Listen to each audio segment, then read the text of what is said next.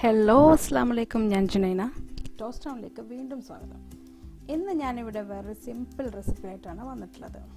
അത് ഏതാണെന്ന് നോക്കാം. ഒരു വെജിറ്റബിൾ മസാലയാണ്. അത് ഏത് വെജിറ്റബിൾ വെച്ചിട്ടാണ് മസാല ഉണ്ടാക്കുന്നത് നിങ്ങൾക്ക് അറിയണ്ടേ? അഫ്കോഴ്സ് നിങ്ങൾ തമ്മിൽ കണ്ടിട്ടുണ്ടാവുമല്ലോ അല്ലേ? അതെ, മുരിങ്ങക്കായ മസാല. ഇത് നമുക്ക് റൈസിൻ്റെ കൂടെയോ ചപ്പാത്തിൻ്റെ കൂടെയോ എല്ലാം നല്ല കോമ്പിനേഷനാണ്. ഇതും ഒരു മസ്റ്റ് ട്രൈ റെസിപ്പിയാണ് കേട്ടോ.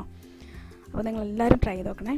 അപ്പോൾ ഇതിൻ്റെ ഇൻഗ്രീഡിയൻസ് പ്രിപ്പറേഷൻ എന്തൊക്കെയാണെന്ന് നോക്കാം. അതിലേക്ക് പോകുന്നതിന് മുമ്പേ നിങ്ങൾ ആരെങ്കിലും ഈ ചാനൽ ആദ്യമായിട്ടാണ് കാണുന്നതെങ്കിൽ please don't forget to do like, share and subscribe.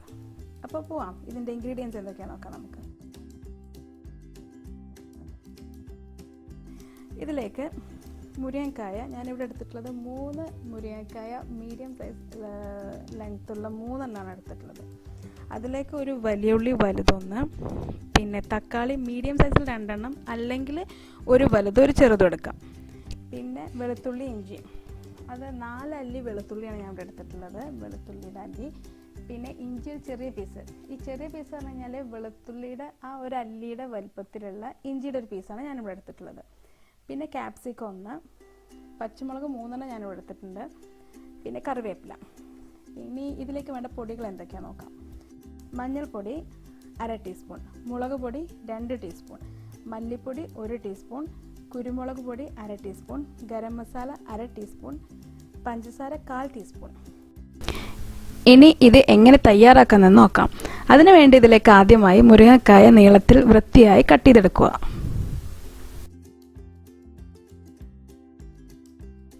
പിന്നീട് ഇതിലേക്ക് നമുക്ക് ഇതിലെ ഉള്ളിയും തക്കാളിയൊക്കെ എങ്ങനെയാണ്. ഉള്ളി നന്നായി ചെറുതായി പൊടിയായി അരിഞ്ഞെടുക്കണം.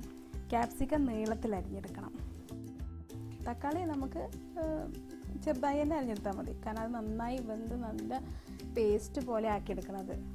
അരച്ചെടുക്കല്ല, വേവിച്ച് പേസ്റ്റ് പോലെ ആക്കിയെടുക്കണം. പിന്നെ ഇഞ്ചിയും വെളുത്തുള്ളിയും ചതച്ചെടുക്കുക. ഇനി ഇതെങ്ങനെ കുക്ക് ചെയ്യുന്നതെന്ന് നോക്കാം.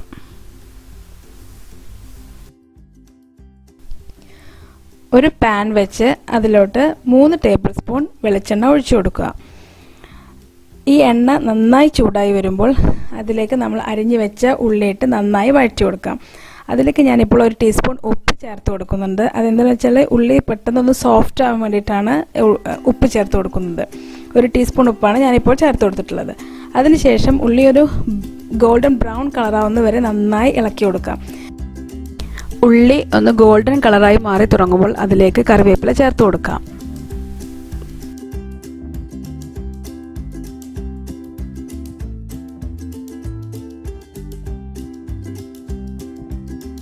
ഇത് ഉള്ളി ബ്രൗൺ കളർ ആയതിനു ശേഷം അതിലേക്ക് നമുക്ക് ചതച്ച് വെച്ച ഇഞ്ചി വെളുത്തുള്ളി ചേർത്ത് കൊടുക്കാം. അതിൻ്റെ പച്ചമണം പോകുന്നത് വരെ അത് നന്നായി വഴറ്റി കൊടുക്കാം. അതിനുശേഷം നമുക്കിവിടെ പച്ചമുളക് ചേർത്ത് കൊടുക്കാം. പിന്നീട് അതിലേക്ക് ഞാൻ തക്കാളി ചേർത്ത് കൊടുത്തിട്ടുണ്ട്. തക്കാളി ചേർത്തതിന് ശേഷം അത് നന്നായി മിക്സ് ചെയ്തതിന് ശേഷം ഒരു 30 സെക്കൻഡോളം അടച്ച് വെച്ച് വേവിക്കാം. തക്കാളി ചേർത്തതിന് ശേഷം നമ്മൾ അടച്ച് വെച്ച് വേവിക്കുമ്പോൾ ടൊമാറ്റോ പെട്ടെന്ന് സോഫ്റ്റ് ആവാനും കുക്കാവാനും ഈസിയാണ്. ഒരു കാര്യം പ്രത്യേകം ശ്രദ്ധിക്കേണ്ടത്, തക്കാളി നല്ല വെന്ത് നല്ല പേസ്റ്റ് പോലെ ആയതിനു ശേഷം മാത്രമേ നമ്മൾ പൊടികളെല്ലാം അതിലേക്ക് ആഡ് ചെയ്ത് കൊടുക്കാൻ പറ്റുള്ളൂ.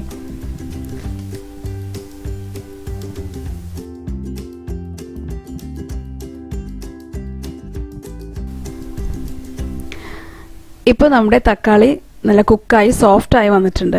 ഇനി നമുക്ക് ഇതിലോട്ട് മഞ്ഞൾപ്പൊടിയും മുളക് പൊടിയും മല്ലിപ്പൊടിയും ചേർത്ത് കൊടുത്ത് പച്ചമണം പോകുന്നത് വരെ വഴറ്റി കൊടുക്കാം. പിന്നെ പൊടികൾ ചേർത്ത് കൊടുക്കുന്ന ടൈമിൽ ഫ്ലെയിം എപ്പോഴും ലോ ഫ്ലെയിമിലാക്കാൻ നോക്കുക. ഇത് മസാല അടിയിൽ പിടിക്കാതിരിക്കാൻ വേണ്ടിയിട്ടാണ് ഇങ്ങനെ ചെയ്യുന്നത്. പിന്നെ ഒരു കാര്യം, നമുക്ക് വേണ്ട എരിവിനനുസരിച്ചിട്ട് പച്ചമുളകിൻ്റെയും മുളക് പൊടിയുടെയും അളവിലും എണ്ണത്തിലും മാറ്റം വരുത്താം. ഞാനിവിടെ എരിവില്ലാത്ത പച്ചമുളകാണ് എടുത്തിട്ടുള്ളത്. മുളക് പൊടിയും കാശ്മീരി ചില്ലി പൗഡർ എടുത്തിട്ടുള്ളത്. മസാലപ്പൊടിയുടെ പച്ചമണം പോയതിനു ശേഷം നമ്മൾ മുരിങ്ങക്കായ ചേർത്ത് കൊടുക്കാം. പിന്നെ ഇതിലേക്ക് മുരിങ്ങക്കായ ചേർത്ത് കൊടുക്കുമ്പോൾ പ്രത്യേകം ഒരു കാര്യം ശ്രദ്ധിക്കേണ്ടതെന്ന് വെച്ചാൽ, എപ്പോഴും ഫ്രഷ് മുരിങ്ങക്കായ നോക്കിയിട്ട് വേണം നമ്മൾ ഇതിലേക്ക് എടുക്കാൻ. വാടിയതോ അല്ലെങ്കിൽ കുറച്ച് ഉണങ്ങിയതാണെന്നുണ്ടെങ്കിൽ നമ്മൾ മസാലയ്ക്ക് വിചാരിച്ച ടേസ്റ്റ് കിട്ടിക്കൊള്ളുന്നില്ല. അപ്പോൾ ഫ്രഷ് മുരിങ്ങക്കായനെ നോക്കിയിട്ട് വേണം എടുക്കാൻ. മുരിങ്ങക്കായ ചേർത്തതിന് ശേഷം നന്നായി മിക്സ് ചെയ്ത് അതിലേക്ക് 2 കപ്പ് ചൂട് വെള്ളം ഒഴിച്ച് അടച്ച് വെച്ച് വേവിക്കാം. ഇടയ്ക്കൊന്ന് ഇളക്കി കൊടുക്കാൻ മറക്കരുത്. അടച്ചു വെച്ചതിന് ശേഷം ഇടയ്ക്കൊന്ന് നമ്മൾ ഒരു 10-20 സെക്കൻഡിന് ശേഷം ഇടയ്ക്കൊന്ന് ഇളക്കി കൊടുക്കാം. എന്നിട്ട് ഈ വെള്ളം വറ്റുന്നത് വരെ നന്നായി അടച്ചു വെച്ച് വേവിക്കണം.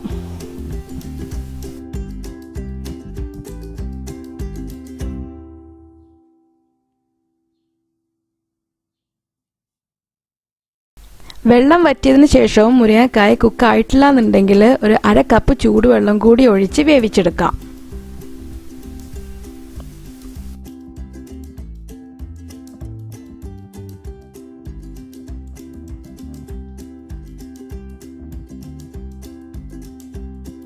മുരിങ്ങക്കായ കുക്കായതിനു ശേഷം നമുക്ക് അരിഞ്ഞു വെച്ച ക്യാപ്സിക്കം ചേർത്ത് കൊടുക്കാം.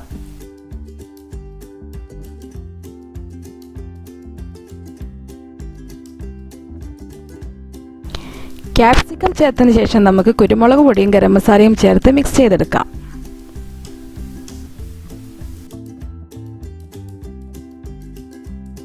പിന്നീട് അതിലേക്ക് ഒരു 1/4 ടീസ്പൂൺ പഞ്ചസാരയോടും ചേർത്ത് നന്നായി മിക്സ് ചെയ്ത് ഒരു 10 സെക്കൻഡ് അടച്ചു വെക്കാം. ഇപ്പോൾ നമ്മുടെ മുരിങ്ങക്കായ മസാല റെഡി.